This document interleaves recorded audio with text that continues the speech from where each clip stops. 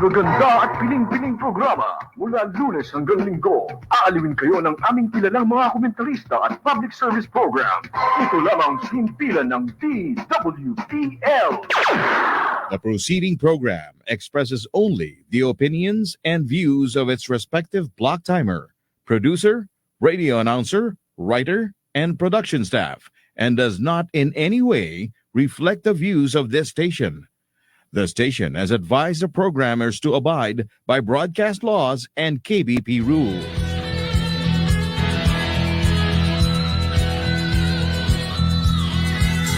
Saan ang tungo, mahal kong kaibigan?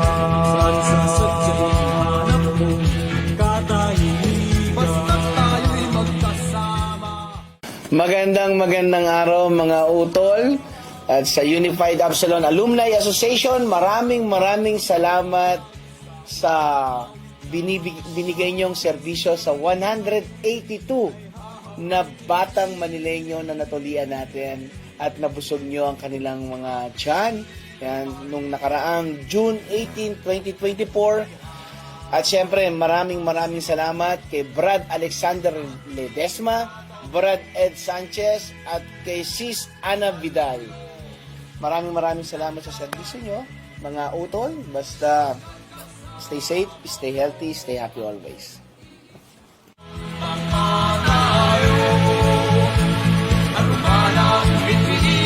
Ay makakamtan natin.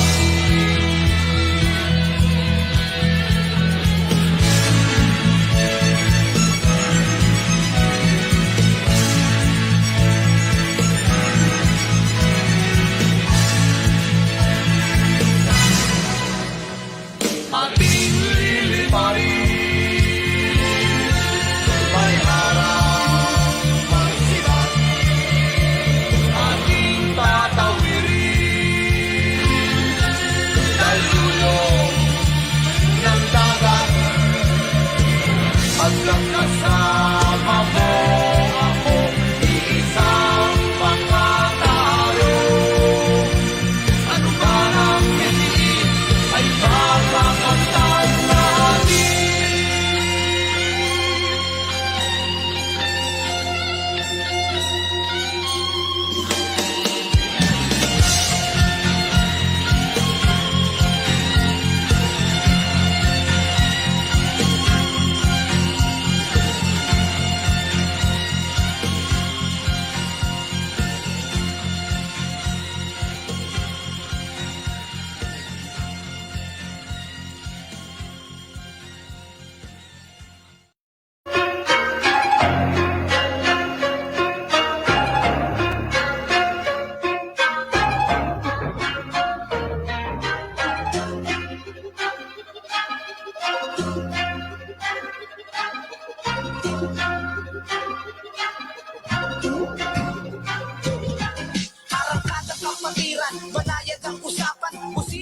Okay, magandang hapon po sa inyo mga kababayan. Ito po muli ang inyong lingkod, Ronnie Akal, sa programang Arangkada, Kapatiran, at isang oras po tayong tatalakay ng mga bagay na mahalaga sa ating nangyayari sa ating lipunan.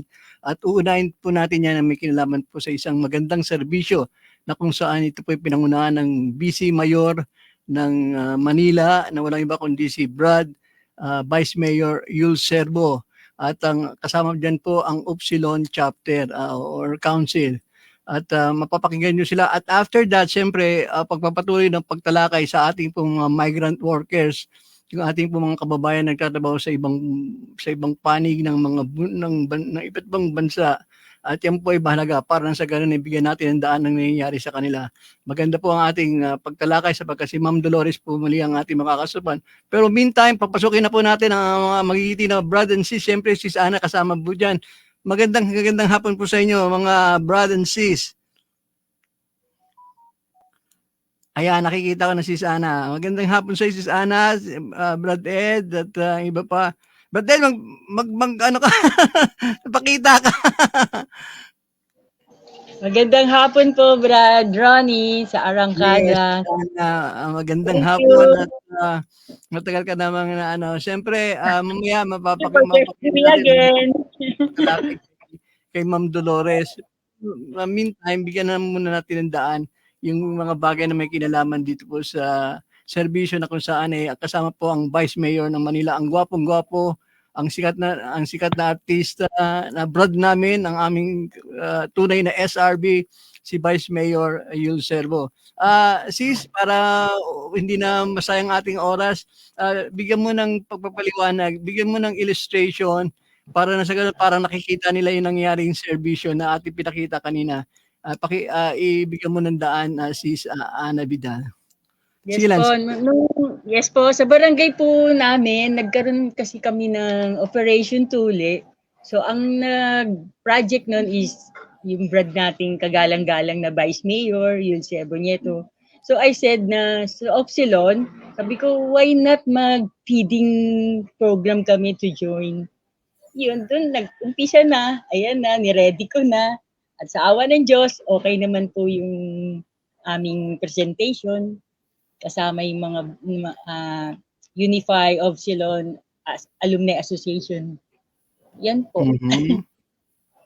Okay. Ilang bata lahat ang natulian, Sis Ana?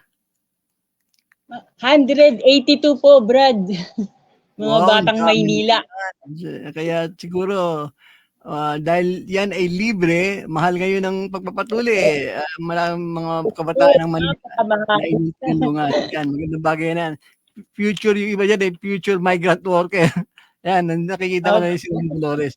Future migrant worker. Pero Sis Ana, yung bagay na yon, anong oras nang start yung inyong serbisyo at anong oras natapos? Nag-start po yun ng 8 o'clock a.m. up to 2 p.m. Wow. Kasi ang dami po kasing bata talaga. Yung iba naman po kasi medyo natakot kaya pinakausap pa sila ng mga doktor. Kaya mabagal yung flow ng ano. Pero okay naman na karaos ang mga bata. Ganun.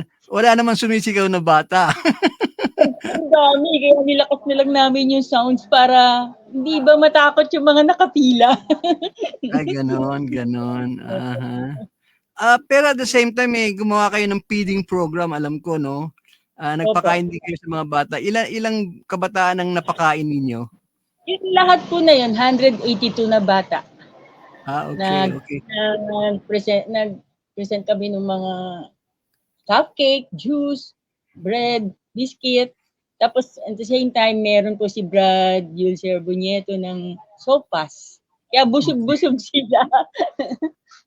Okay. Pero si Sana, yung inyong ginawang program, bali anong naging role o naging papel ng ating magaling na Vice Mayor ng Manila? Paano natin masabi na talagang siya nanguna dito? Nandun ba siya sa venue? Yung Yes po, nandun po siya sa venue.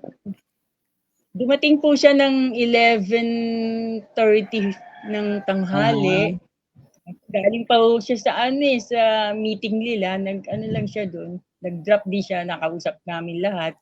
Tapos po, yung kanyang nakita na, wow, SRB. Kaya, ano siya, kaya marami natutuwa niya. Siyempre, ipinagmamalaki ang sisana daw niya. Yun po. Pasensya na po, kinakabahan. Okay. Yan. Parating mo kay Vice Mayor na ang arangkada minsan ay interviewin pa rin siya. Minsan tumungo tayo dyan. Kaibigan mo yung chief of staff niya si Sana. Kaya nga, every Monday, Brad Rani. Every Monday, makakausap natin. Basta chat ka lang sa akin. Tayo. Para sa ganun tayo makipag-usap tayo sa kanya at pagmitingan natin yung coming interview sa kanya. Pero bilang pagbibigay na din ng pasalamat, yung mga sponsor niyo, sige, baka may gusto kang banggitin. Tumulong ba si yung nasa Amerika na laging tumutulong sa iyo? Si Sana? Bali, ibang Brad po ang tumulong, yung mga nandun sa Opsilon yan, na si Brad Joy, Brad Ronnie, Ronnie rin Marami po kasi kay Vice Ed po yung mga listahan. Kaya hindi ko po maalala. Bali, Pero bali, lahat bali, naman may part supportive tayo. naman po. Sana, ganito, ah, sa mga coming days, i-interviewin ka namin together yung mismo, yung pet project, yung mahal na project, yung tungkol sa mga bata. Okay. Salamat. Kasi Ma'am Opo. Dolores, ito si Sis Ana Vidal, ano Hello yan po, yung ma'am. mga batang heart, ano yan mga may problem, cancer Cancer ah, Kids. problem, talagang tinutulungan nito Kaya siguro si Sana, sige, i-wrap up natin yung ating dahil may Mm-mm. special program po kaya since hindi naman nagpakita sila Braded, ibibigay na natin yung time Okay lang. kay Ma'am Dolores. So, anything na sabihin mo to wrap up sige lang, nasa iyo. Oo. Pero yung sa'yo ay mismong project mo, pet project mo, sa interview, talagang tututukan natin yan. Alam ko yan ang mahal mong Okay project po. Yun mismo Okay. yan Opo. Sige lang. Ito lang po, I-wrap up magpapasalamat lang po ako dun sa barangay chairman namin na supportive din sa akin, si Chairman J. Castro Jr. at saka yung admin namin na si Marlon, Yoli, Jing at saka yung secretary po. Talagang full support po sila sa SRB. Kaya medyo maganda po, mabilis po, naayos namin na maayos yung pagbibigay ng pagkain. Wow, Yun ang lang po. galing. Okay. Si Sana, yung time na natin next time yung project mo mismo para nang sa ganun bigyan natin ng Okay po. daan. Maraming salamat sa time. Okay, In-invent po. kayo nila Brad Ed. Anyway, nasa Okay background lang naman na po. si Ma'am Dolores. Maraming salamat Sis Ana sa Okay. time na Okay ibinigay mo po, sa thank you po sa programang Alang. Arangkada. Ma'am Dolores, thank you po. Sige po. Okay, thank you. So, mga kababayan, mga nakikinig sa radyo at nanonood dito sa YouTube, siyempre sa Facebook at sa Facebook Live at sa YouTube mismo, ating bibigyan ng daan. Alam ko ito yung talagang dinidiman na bumalik sapagkat lalo na yung mga migrant workers, milyon yan sa buong mundo. At marami sa Hong Kong mismo sa kung saan nandyan si Ma'am Dolores, bibigyan natin ng daan yung kanilang project, yung kanyang nangyayari sa mga kababayan natin. So, nandito na po siya. Magandang hapon sa iyo, Ma'am Dolores. Ma'am Dolores, siyempre ang apelidong paborito kong sa lahat ng mga politician, Pilaes. Ma'am Dolores Valladares Palaes.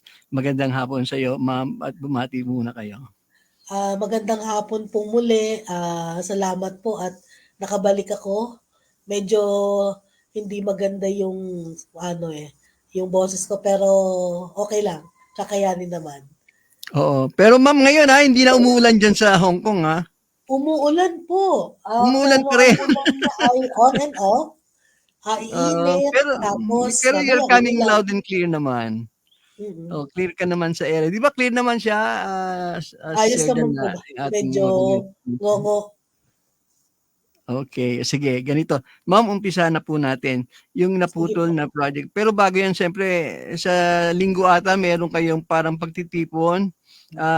Bigyan niyo po ng nagpapaliwanag parang sa kung ano ba yan yung pagtitipon sa kasama ng ating mga migrant workers diyan sa Hong Kong. Sa Sunday po, sorry, alas 3 ng hapon, meron po kaming leaders kapihan.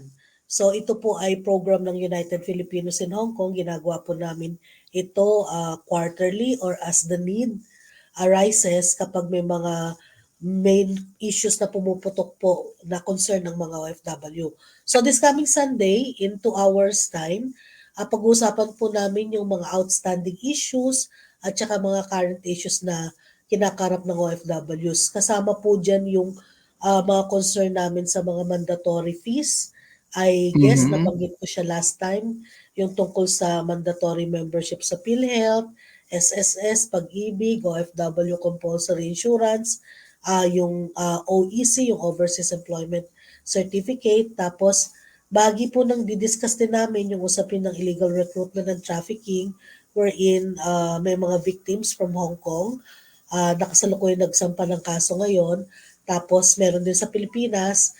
Tapos pag-uusapan din po namin yung tungkol sa planong pag-upa ng OWA Center dito sa Hong Kong na nagkakahalaga ng $8 milyong kada Mhm. taon, no, nababayaran ng OWA, at yung panghuli ay tungkol po sa charter change. So basically mga issue ng migrants at saka yung issue namin and our families back home sa Pilipinas yung pag-uusapan, and after that magka-come up kami sa mga resolution and plan of actions.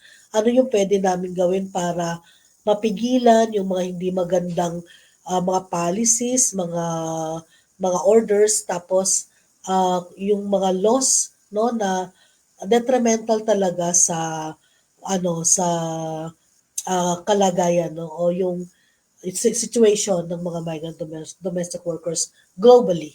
So not only Hong Kong. Okay.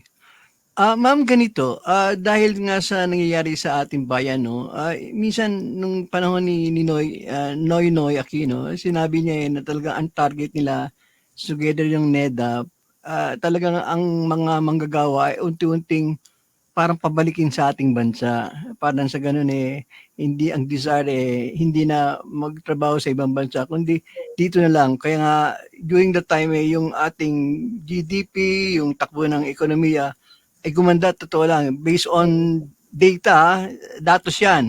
Mhm. Gumanda naman, pero mukhang hindi tuloy-tuloy yung pag-unlad ng ating ekonomiya.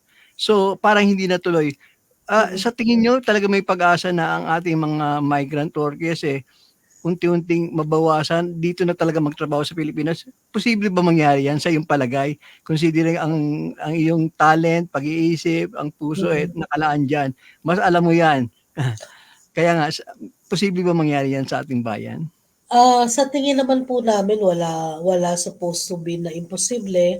Ang kailangan lang siguro for the government na ay magkaroon ng political will talaga in action para ma-execute ano ba yung tamang programs para bumalik yung mga Pilipino sa atin, no, sa Pilipinas. Yung pagsasabi kasi na pauwiin yung mga OFW, napakadali kasi nung sabihin and it was not only during sa panahon ni Aquino, even yung mga past president natin, kahit po kay Duterte, no? And even yung current president ngayon, nagsasabi na importante mga OFW, kayo ay papahalagaan namin para mabigyan ng proteksyon. Ultimately, para makauwi, no? Pero ang katotohanan, hindi pa siya nangyayari. At sa tingin po namin, mahirap mangyari sa kasalukuyan kasi yung ultimate problem ng unemployment, yung mababang pasahod, yung mga hindi ka siguro hindi ka siguro doon sa trabaho kasi maraming contractual ngayon, tapos yung hindi maayos ang mga serbisyo, mga basic na pangangailangan ng mga Pilipino ay hindi nakukuha kasi po sa atin, hindi na po provide ng government. Kaya ang nangyayari, sabi ko nga, na-force yung mga Pilipino na lumabas ng bansa. And actually, kahit nung panahon ng pandemic, kahit na maraming nawalan ng trabaho, nung medyo umokay-okay, marami na rin nagtangkang lumabas kahit alam nila na hindi magiging maayos yung sitwasyon because the pandemic is still there. Ngayon po, nung nawala na yung pandemic, ang trend ngayon ay lumalaki na ang bilang ng lumalabas ng bansa. So, ibig sabihin, kung dito po yan sa Hong Kong, umaabot na kami ng 210 1,000, no? Oo, ang OFWs, dami. 210,000 domestic workers plus the mga residente dito. So, around 220 to 230.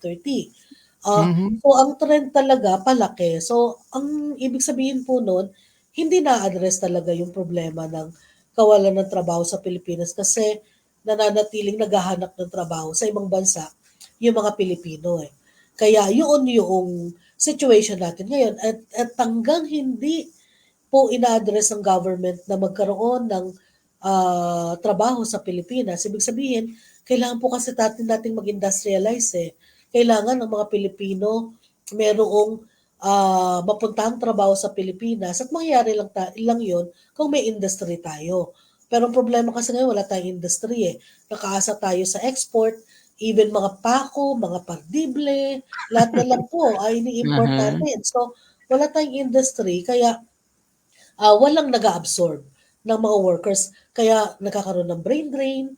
Ngayon, di ba, ang mga mga nurses natin, ng mga caregivers natin, nag-open ng South Korea, nag-open ng Japan, kasi ito, aging yung population.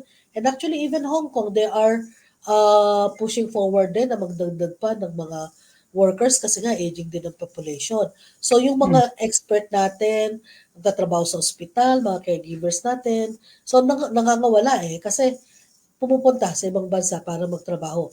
And prior to that, siguro mga early 70s, 80s, yung mga engineers natin, yung talagang mahuhusay po no na Oo mga nga, yung issue ng brain manggagawa drain, natin, di ba, ma'am? nawawala. Yung brain drain na issue. Mm. Yung At magagaling na nagpapatuloy po nag-aalisan. yan, sadly. Sadly to say, nagpapatuloy po yan kasi talagang yung ng work ay hindi napoprovide Mhm. sa Pilipinas. Okay, ma'am, ganito. How about, is it true na yung groundwork na nag-umpisa na dawa, na kung saan ay nag-i-start na tungkol sa migration policies, totoo ba yan na talagang maayos na yung migration policies or talagang parang salitang ano lang yan? Talagang wala nang basehan talaga.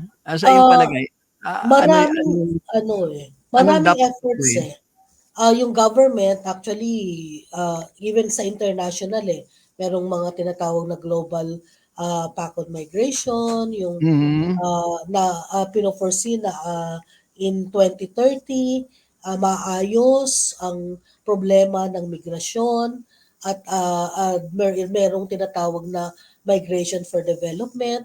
Pero ang hirap kasi yung yung kalagayan ng mga OFWs hindi naman siya tawag dito magki-create talaga ng development sa isang bansa kasi artificial yun for somehow kikita ang mga OFW hanggang nasa labas ng bansa siya, they can send remittances. Pero pag umuwi na siya ng Pilipinas, nawalan siya ng trabaho, na-terminate siya sa hindi niya kagustuhan kasi wala naman pong job security sa anumang mga bansa, no? So anytime pwede kang mawalan ng trabaho. So pag nangyari yun, uuwi ka, so hindi yun masusustain, mawawala yung mga remittances. So, yung development na iniisip para sa migration ay kumbaga in paper. In reality, hindi ang migration, yung pag-alis ng mga Pilipino, yung magpapaunlad sa mga bansa, lalo na sa mga tinatawag na uh, Global South or yung third world countries. Kasi Philippines is one ng mga countries na considered na mahirap pa rin o nasa kategorya ng Global South. Diyan sa mga UN, ganyan po yung mga tinatawag nila Pero sa karaniwang namang migrante, halimbawa po sa amin, simple lang naman talaga ang gusto Pag tinanong mo talaga, sana makauwi, sana Mhm. permanently, sana may trabaho sa atin kasi ang hirap namang lumabas ng bansa, tapos babalik ka, malayo, matagal na panahon kang mawawalay sa pamilya mo, hindi mo na masundan Lalo na kung may anak ka, Mhm. yung development ng anak mo, nagtuturo ka sa mga bata dito, nag-aalaga ka ng mga bata, matanda dito, pero you were never do that sa sarili mong pamilya because forced ka na gawin yon, liwanan sila dahil hindi naman nabibigyan ng maayos na serbisyo, proteksyon yung mga pamilya. Kaya gagawa talaga ng paraan Kaya ang mga yun yung Pilipino. bagay na nakakalungkot, di ba? Hmm, Oo.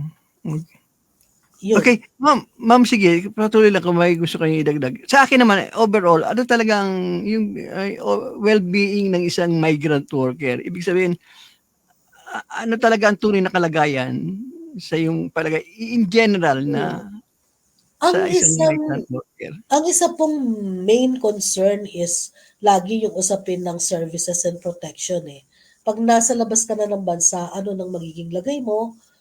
Paano mo mai-ensure na hindi mababiolate yung rights mo, na hindi ka matatratong alipin sa mga bansang pinupuntahan mo. Kasi 'pag nasa labas ka na ng bansa, nawawala na yung dignidad mo, yung karapatan mo, Mhm.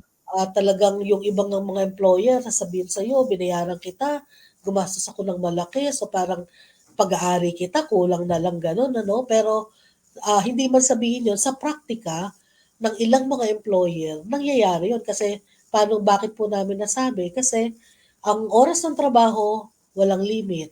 So, kung kakailanganin ng employer, di ka makasay no. Kasi natatakot ka na mawalan ng trabaho.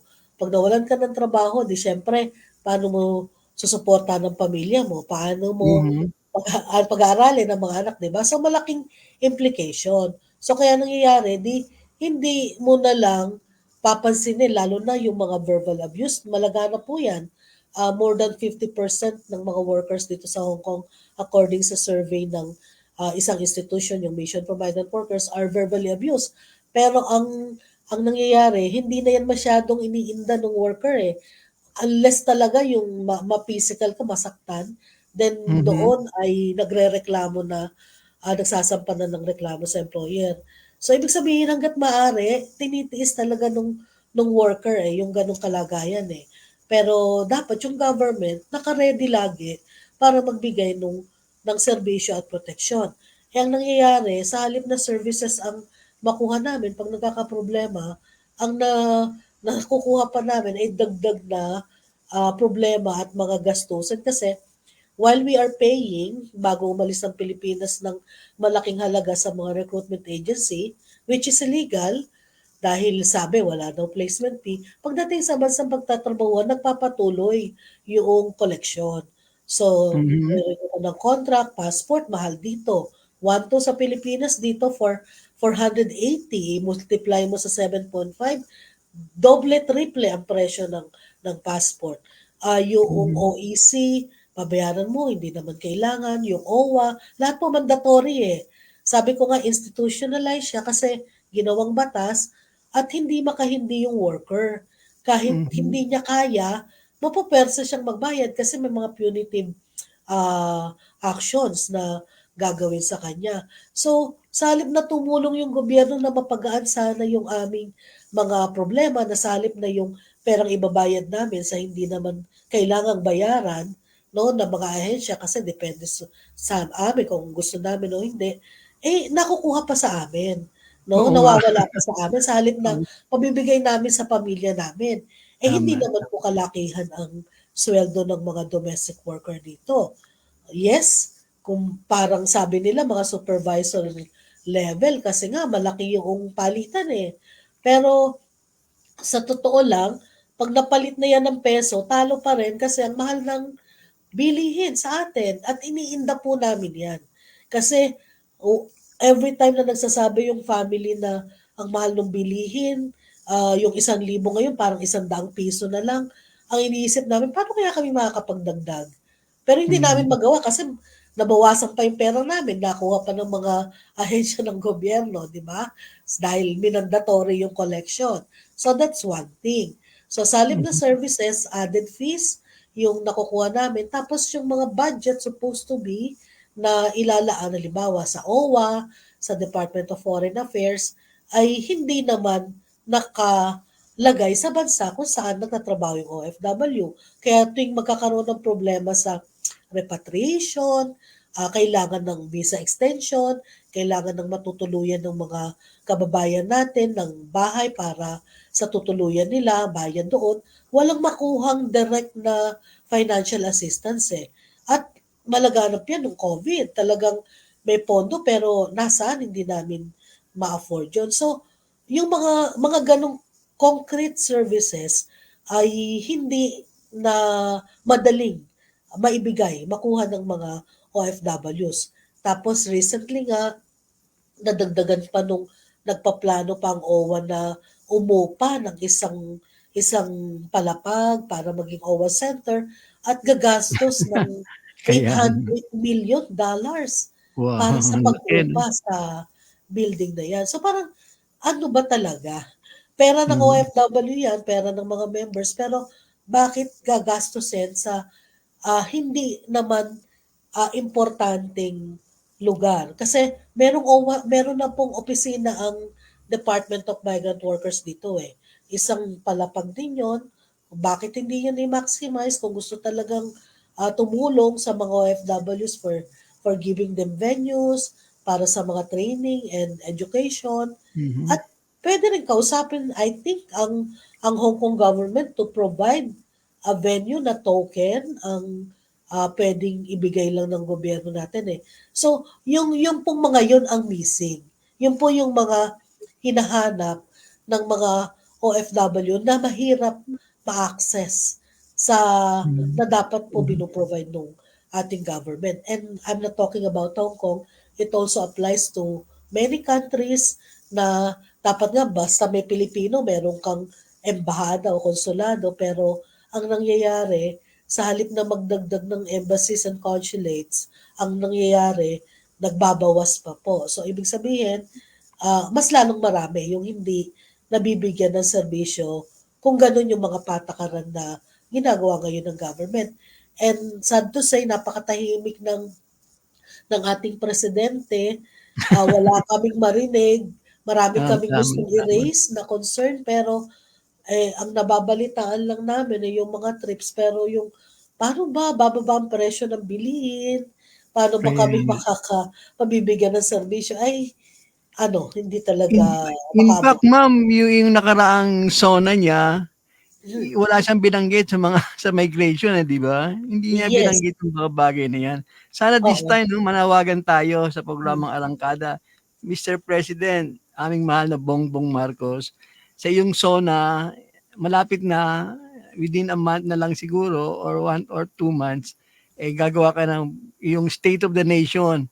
State of the Nation ng ating mga migrant workers ang bigyan mo ng pangunahin. Sapagkat talaga kahit na ang NEDA ang gumagawa ng ating development, economic development, alam nila ang kahalagahan ng mga migrant, yung issue ng migration.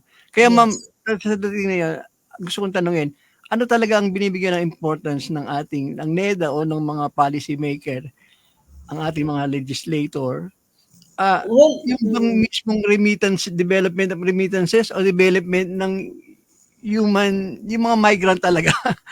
Sa iyong palagay, Sa nakikita, ano talagang mas binibigyan ng diin ng gobyerno, yung collection o yung mismong tao nagtatrabaho? sa nakikita namin, isa dyan yung talagang paano ma-sustain ang malaking koleksyon mula sa OFWs. Kasi parang ang tingin talaga nila sa amin, alam mo yun, yung nagpo-produce talaga kami ng maraming pera. So every time na lang na gustong mangolekta, laging OFW yung nagiging unang target, no? Tapos pangalawa, I think hindi talaga seriously na-address yung mga concern, kasi ang nakikita natin kung pumupunta man ng iba't ibang mga bansa ang Pangulo at saka yung kanyang mga gabinete, naghahanap saan i-export ang mga Pilipino. Ibig sabihin, saan ipapupuntahin para magkaroon ng trabaho. Yun po ay taliwas doon sa sinasabi na umuwi ng mga Pilipino, gamitin yung inyong talino at lakas para sa ating bansa. Kung ganun ang moda ng operation ng ating pamahalaan, hindi po mangyayaring mag-uuwian talaga ang mga Pilipino. Classic examples, there are Filipinos here na umaalis ng Hong Kong pero they are not going back to the Philippines. Sabi ko nga, pupunta sila sa ibang bansa. Now, ang isang destinasyon ay sa Europa. They go to Poland, Finland, Italy, iba pang mga bansa doon. But not to come back to the Philippines kasi wala talagang security sa trabaho. Tapos, sa halip na pag-usapan, paano ba talaga mapaparusahan yung mga illegal recruiter at saka nag-human traffic sa mga Pilipinos na pinagpeperahan sila. Tapos pagdating sa bansang pagtatrabahuan, walang trabaho, underpaid. Ang ginagawa ay nagpo-proliferate pa itong mga ahensya na ito na nagsasamantala sa mga Pilipino. So, nagpapatuloy yung problema ng illegal recruitment and human trafficking na matagal na po yan. Mulat na alam na po yan ng Department of Migrant Workers, kahit nung DOLE natin, alam nila na may mga usapin pero hindi napaparusahan So halip na sa habulin ng mga ito, dumadami pa sila, no? malalakas ang loob na magsamantala sa mga OFWs. Kaya hindi talaga natin masisisi yung mga OFWs na questionin ang policy, ang programs ng Philippine government when it comes to migration. Kasi hindi siya for protection and services. Siya ay for gaining more profit and sa pamamagitan ng pagpapalabas ng maraming Pilipino and through remittances na pinapasok ng mga Pilipino na dahilan kung bakit nagnanatiling nakatindig yung ating ekonomiya. Kasi I understand umaabot na ng 30 to 32 billion dollars US dollars every year ang contribution ng mga overseas Filipinos sa remittances, no, na pumapasok sa bansa natin na napakalaking halaga para hindi bumagsak yung economy ng Pilipinas. So sana doon man lang sa binibigay na yon ng mga OFWs bumalik in return or in return maibigay yung tamang serbisyo at proteksyon sa amin. Okay. Okay, ma'am, ganito din. Sa bagay na, siyempre, aminin natin talagang part na ng buhay natin yung issue ng migration, no? Dati tayo nangunguna, parang ngayon unti-unti tayo naungusan naungusan ng India, di ba? Di ba pa mga bansa. Oo. Anong dapat gawin ng ating gobyerno at yung mga policy maker para nang sa ganun ma-maintain natin na tayong nangunguna pagdating sa pagpapadala ng mga migrant workers sa buong mundo? Well, parang medyo hindi maganda yung manguna sa pagpapadala ng mga migrant workers sa buong mundo. Kasi pag ganun po ang programa, ibig sabihin, talagang nakagear ka to export the Filipinos at hindi address ang talagang problema natin sa Pilipinas. Ngayon, So, in other oo, words, kasi hindi magandang ganong overview na ating no? opo, kasi parang ang mangyayari niyan talaga bang papalabasin natin ang mga Pilipino para magtrabaho Okay, tama, at tama. at ang makinabang sa kanila ay ang ibang mga bansa at hindi yung ating bansa, yung mga Tama, tama. expertise nila. So ang kailangan para manatili sila sa Pilipinas, magbalikan ay makalikha talaga ng trabaho, permanenteng Okay. trabaho at nakabubuhay po na sahod. Hindi lang simpleng sweldo eh. Yung nakabubuhay na sahod, hindi lang para dun sa worker, pati sa families niya. Kasi Mhm. kung nangyayari yan, iikot ang economy natin eh. Kung merong kakayanan, malaki ang kinikita ng mga workers, ipapurchase naman nila yan eh. At pag Tama, nag-purchase tama. sila sa atin, iikot yan sa economy natin. Hindi naman yan parang isa-save ng mga Pilipino lang eh. Magagamitin nila yan para sa pag-unlad din ng economy natin. Eh hindi nga po yun nangyayari. Kaya artificial eh. Pag may OFW ka, nasa labas ng bansa, well, basically medyo mataas-taas ang antas ng pamumuhay kumpara sa karaniwan. Pero once na nawalan talaga ng trabaho, Mhm. bagsak naman po yung kalagayan ng pamilya kung nakaasa sila sa OFW. Okay. Okay. Cellphone ko ba yan? O ano? Anyway, para hindi naman nakakaistorbo sa atin. Ma'am, ganito, siyempre tinatawag ng ating mga migrant workers na mga bayani, di ba? Sa iyong palagay ba, tama ba i-coin yung bagay na yan na sila ay mga bayani? Parang in-encourage nga. Kasi nga parang nabasa ko sa sinasabi mo, parang hindi na, wag natin i-encourage na talagang ang mga Pilipino yan ang nasa isip, yun ang mentality na padala sa ibang bansa. So, yung pagkasabi ng mga bayani sila, na nakaka-encourage din siyempre sa bagay na yan, dapat ba hindi mangyari, ma'am? Well, O magandang pakinggan. i-discourage? Maganda po siyang pakinggan kasi parang lumalabas na kinikilala yung kontribusyon ng mga OFW sa ating bansa kaya mga new heroes sila. Pero sa likod ng pagtawag ng bagong bayani ay pagtatakip actually doon sa ultimate na problema eh. Parang sige, kilalanin natin sila kasi nakakatulong sila sa ating ekonomiya. Mhm. Pero hindi naman po yung matawag na bagong bayani ang kailangan ng mga OFWs eh. Hindi niya parang hinihingi yon na gawin sa kanya o itawag sa kanya. Hindi ko po alam kung saan ang pasok ng may tumatawag. Ah, ayan. Hello, ma'am. Okay. Continue lang. So, ang ano lang, ang tingin namin doon talagang parang pang ano lang, pang show, pampapaganda ng mga gobyerno kasi ang dami-daming tawag, bagong bayani, yung iba pa nga, yung mga bagong entrepreneurs para lang sabihin na, oh, these people, the mga migrant ay mahuhusay, dapat kilalanin sila. Pero tawagin mong bagong bayani o hindi ay hindi po issue sa amin. Kasi ang kailangan talaga naman ng mga Pilipino ay yung ano ba talaga ang makakapigil sa kanya para hindi na siya mapuwersang lumabas ng bansa. Mhm. Okay, ma'am, ganito.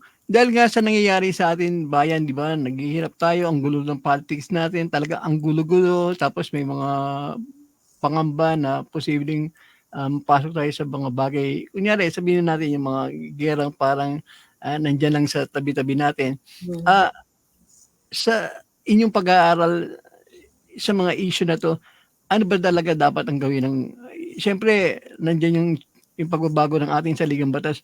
Ano ba talaga overall yung talagang maging batas na para na sa ganun ma-encourage ang ating mga kababayan na dito na magtrabaho, paunlarin ang ating ekonomiya, yung talagang itaas ang antas ng pamumuhay ng mga Pilipino. Ano ba talaga dapat sa inyong pag-aaral? Dahil nga nagkagawa kayo ng consultation, forum, lalo na sa Sunday, binibigyan mo ninyo ng leksyon ng ating mga OFW dyan sa Hong Kong. Oo. So, usapin kasi ng ano ba ang pwedeng gawin ng gobyerno. Noong pa man, klinaro na po namin eh. Actually, sabi nga para na kami sirang plaka eh. Paulit-ulit na sinasabi sa lahat ng naging gobyerno na kailangan magsimula tayo sa Pilipinas. Kailangan i-address natin ano ba talaga ang mga basic problem ng Pilipinas. Bakit hindi tayo umunlad-unlad? Bakit patuloy na maraming Pilipino ang lumalabas ng bansa? Kasi sa totoo lang, pagkamat nagkakaroon tayo ng eleksyon, nagpapalit lang ng mga muka ang mga presidente, ang mga nasa mga mambabatas, pero essentially, yung sistema ng pamamalakad, yung malaganap na problema ng corruption, dynasty, yung kawalan ng tawag dito, sarili nating kasarinlan, hindi yan nangyayari sa Pilipinas. Mga factors po yan na talagang nakakapekto kung bakit nananatiling atrasado, mahirap yung Pilipinas at kinakailangan niya pa talagang mag-export ng mga Pilipino para hindi niya maramdaman yung krisis. So, ganun nga po, di ang nangyayari. So, talagang una, tingin natin, kaya ng Pilipinas na umunlad. Kasi ang Pilipinas ay, sabi nga, napakayaman eh. Tropical countries, ang yaman ng lupa natin, ang yaman ng karagatan natin, mayaman ng mamamayan sa mga karanasan, no? At yung skills niya na pwede niyang gawing tools, globally acknowledged nga tayo eh. Kahit saan Kaya tayo nga. pumupunta, di ba? Kahit ang human resources, di ba? Human Matatalino resources. talagang binidyo, matatalino ang Pilipino. Sabi nga po sa isang pag-aaral, ang population natin ngayon, I think more than 110 million, na kahit doblehin mo yan, kaya yung pakainin eh. Kung yung ating mga kalupaan lang talaga ay nagagamit para mag-produce ng pagkain ng mga Pilipino. Agricultural lang tayo, pero nag-i-import tayo ng rice. Paano nangyari yon? Di ba? So, dapat agricultural lang tayo, dapat nagpo-produce tayo ng mga bigas, quality rice, na nung unang mga panahon, meron tayo, pero ngayon, naungusap pa nga tayo ng ibang mga bansa na kapitbahay natin na dati ay kumukopya lang sa Nag-aaral lang atin. sa atin, di ba? Oo, di ba? Katulad ng Vietnam. Oo, Vietnam, Thailand. Kasi nga po, yung mga namumuno, talagang hindi nila sinserong talagang na pinapaunlad, doon ninanais na mapaunlad ang Pilipinas. Bakit po? Bakit namin nasabi? Kasi yung mga tumatakbo sa politika, nag-i-invest ng malaking pera para manalo. So pag nanalo na sila, babawiin naman nila yung kanilang mga ginastos sa Tama pagtakbo yan. sa eleksyon. So sa pagbawi, sa halip na magamit ang pera para sa pangangailangan ng bansa. So nangyayari po, nakokorap yung pera. Tapos, lumilikha nga ng mga dynasty, families na sila-sila na lang sa isang bayan ang may-ari na halos ng isang probinsya o munisipalidad, no? Mga bagay po yan na tinututulan kasi habang mananatili yung dinastiya, yung hindi pagpapaunlad ng ating bansa, paglikha ng trabaho, industriya para sa atin sa Pilipinas, umaasa tayo na sa ibang mga bansa na kagaya US and China na actually nilalagay lang tayo sa gitna ng gera kasi wala naman Tama. tayong kaaway 'Di ba? Oh, Pilipino wala namang kaaway. Pero dahil sila'y nag-iiringan, sila ang nag-aaway, tayo'y naiipit. Pinag-aawayan nila tayo kasi tama. very favorable ang Pilipinas para sa kanila. 'Di ba? Okay. So, ang US nasa Pilipinas na, nasa loob na ng Pilipinas. Oh, Ang tama. China naman ay 'di ba? May Okay. sinakop Ma'am, ganito. Ah, sa tingin ko kulang ang isang oras para pag-usapan natin yung problema ng bayan. Talagang kulang. Yes. Ngayon, tutungo ako sa'yo na. Sa Opo. mga nangyayari ngayon, siyempre, kailangan ng isang Dolores Pilaes. Kaya nga sinasabi ko, sana ang spirit ni Emmanuel Peraes, yung aking hinahangaan, isa sa pinaka-idol ko, talagang hinahangaan politiko sa ating bayan, sumanib ma'am sa inyo na isa ring Pilaes.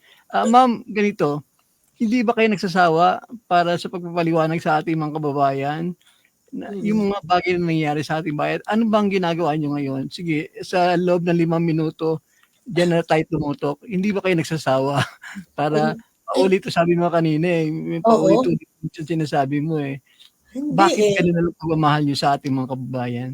Lalo na Hindi sa po. mga Pilipino Opo. dyan sa Hong Kong.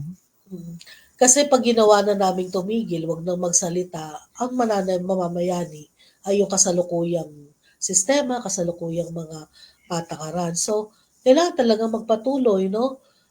Ng pagpapaliwanag, educate sa mga kababayan natin. Actually, hindi tayo ang problema.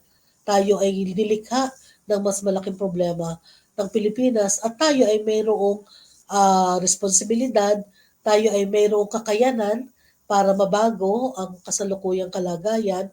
Basta magsama-sama lang tayo, magtulong-tulong lang tayo. And from our experiences, marami na rin kaming mga napagtagumpayang mga campaigns. Yung pagtaas ng sahod dito, lagi po namin kinakampanya yan at lagi namang nagkakaroon ng increase sa sahod ng mga domestic workers. So, kailangan lang talagang ituloy Kailangan po siya, kailangan pong maging maingay kasi hindi pwedeng tahimik Hindi pwedeng hayaan lang na magpatuloy yung kalagayan habang habang magpapalala ito doon sa mahirap na kalagayan ng mga Pilipino. So, yun yung aming talagang inspirasyon na magpatuloy sa pag-abot sa marami pang mga Pilipino to make them understand na may magagawa tayo sa mga Okay. problema na ito. Ma'am, sabihin niyo yung if ever na may mga Pilipinas sa Hong Kong, alam ko very popular ang organization niya. Pero just in case may mga hindi pa nakakaalam, yung mga bago sa Hong Kong o sa ibang bansa na maaaring dumulog sa inyo, sabihin niyo yung paano kayo makontak, anong ita-type para na sa ganun makita kayo sa Facebook. Sige ma'am, nasa iyo pagkakataon. Mamaya, meron problema na idudulog ko sa iyo. Yung Yes. injury, syempre, nangyayari talaga to sa kakilala namin na nagkakaproblema. Although hindi sa Hong Kong, ang kawawang Pilipina nagkakasakit, hindi makalis. Pero bago yan, sige ma'am, yung mga contact number ninyo, yung mga may problema ang mga kababayan natin, paano kayo Yes. makontak, paano mo kayo maidulog sa inyo? Yes. Actually, type nyo lang po yung pangalan ko, lalabas na pati telephone number. But anyway, meron po kaming Facebook. yung pong Migrante Hong Kong. So, tumatanggap po kami dyan ng mga messages, ano nga klase mang problema or kung gusto nilang ma-meet kami, ma-involve sa organization, doon po sila pwedeng kumontak sa Migrante Hong Kong. Tatype lang po nila yan and then papasok na sila doon sa aming FB page. So, may mga lugar din dito sa Hong Kong na pwede nilang puntahan. I know yung ibang mga kababayan natin, alam ang Chater Road, isa pong lugar yan dito na puntahan ng mga Pilipino. So, they can always see us doon dahil doon po yung aming mga tambayan. So, ano lang, one Facebook away lang. Mag-message lang po sila sa amin para ma-reach out namin sila. Okay. Ma'am, ganito. May isang Pilipina, tunay na nangyari ito, although hindi dyan sa Hong Kong, sa Middle East, hindi siya makauwi kasi nga nagtangka siyang, siyempre, maglaslas at bawal ata sa mga Muslim, mga amo yung ganyang ginawa. Parang hindi ata swerte. Kaya ayaw na siya tanggapin. Ngayon, dahil dyan, hindi siya mapauwi dahil siyempre yung may contract siya eh. Ayaw naman siya tanggapin uli ng kanyang amo. Ngayon, ang gusto niyang umuwi, sinong agency ba na dapat kontakin niya para sa ganun eh? Sapagkat mayroon din po siyang sakit, kaya hindi na siya sa dahilan, kaya ayaw na siya ipabalik ng kanyang amo. Nagkakasakit, nandun pa rin siya sa isang shelter. So, anong dapat gawin sa mga ganyang bagay? Kailangan po dumiretso na ng communication sa government natin doon sa Saudi ba yan or Middle East? Sa Middle East. O sa Middle East po. Kailangan makipag-communicate na directly sa gobyerno natin kasi yung gobyerno natin ang meron namang kakayanan para kumausap at gumawa ng iba pang paraan para kung gusto niya nang umuwi or ano. Of course, hindi po yun madali kasi sa Middle East, kailangan pumayag ang employer na i-release ka. Yun nga ang problema niya. Pero syempre, ang gobyerno natin should exert all effort in all means para mabigyan ng proteksyon yung ating kababayan kasi paano rin naman siya magpapatuloy ng work kung hindi na maganda yung kanyang kalagayan. Oo, So sa habang kaso po tumatagal, namin, lumalala ang sakit niya. oo. Sa kaso po namin, may mga migrante chapters kasi sa iba't ibang mga bansa.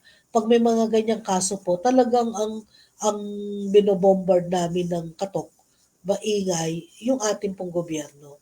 Kasi sila naman dapat ang nag-aasikaso para mapauwi or mabigyan ng serbisyo yung ating mga kababayan. Okay. Ma'am, huling pananalita sa inyo. Wala na tayo sa loob ng 1 minuto, ma'am. Maraming salamat po sa oportunidad. Again, sana po ay nakapaglinaw kami, nakapagbigay kami ng mga ideya sa inyo, inspirasyon na kahit sa ibang bansa, mahal po namin ang Pilipinas, gusto naming manatili sa atin, magtulungan po tayo para maayos yung problema ng Pilipinas at maiwasan na yung mapersang lumabas ng bansa mga Pilipino. Wow, that's it. Salamat, ma'am. Maraming salamat sa pagpapaunlak ulit sa programa Arangkada. Sa ngalan po siyempre ni Sir Carrie Lasso, makakasama natin siya next week. Siya po ang upo sa Arangkada, ang isang dating official, I think official pa rin po siya ng ating gobyerno. Director po siya, Seso, napakagaling na Pilipino. Siya ang upo sa Arangkada. Dahil ako nasa North, malayo.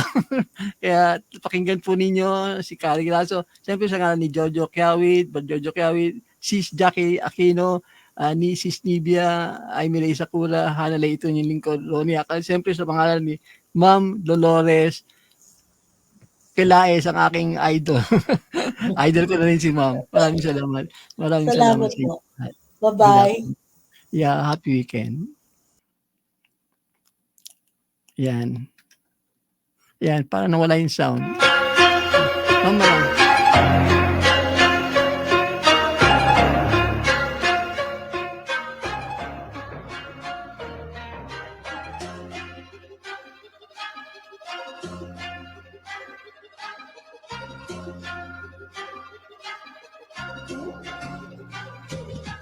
Arangkada kapatiran, banayad ang usapan, busilak ang isip.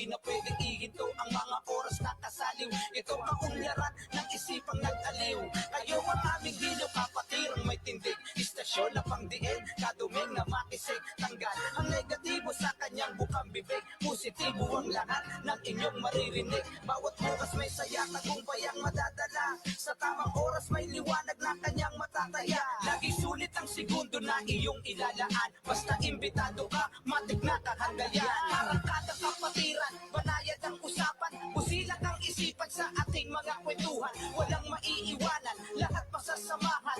Dito makinig, bida ang malilibang. Sarabang arangkada para dito sa lahat. Kasiyahan na palagi may angat. Araw-araw